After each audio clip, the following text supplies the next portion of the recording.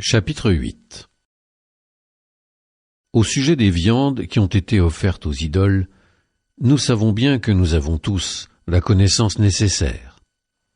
Mais la connaissance rend orgueilleux, tandis que l'amour fait œuvre constructive.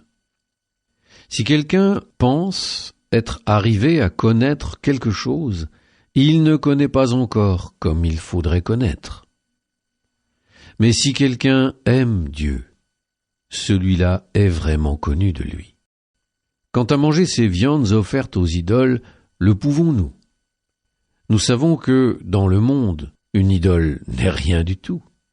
Il n'y a de Dieu que le Dieu unique. Bien qu'il y ait en effet, au ciel et sur la terre, ce qu'on appelle des dieux, et il y a une quantité de dieux et de seigneurs, pour nous, au contraire, il n'y a qu'un seul Dieu, le Père, de qui tout vient et vers qui nous allons.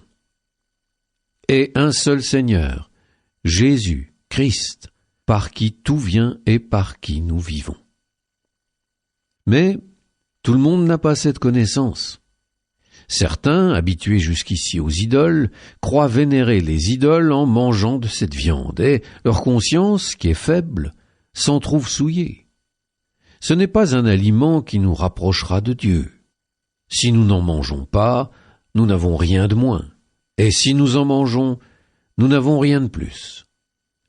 Mais prenez garde que l'usage de votre droit ne soit une occasion de chute pour les faibles. En effet, si l'un d'eux te voit, toi qui as cette connaissance, attablé dans le temple d'une idole, cet homme qui a la conscience faible, ne sera-t-il pas encouragé à manger de la viande offerte aux idoles?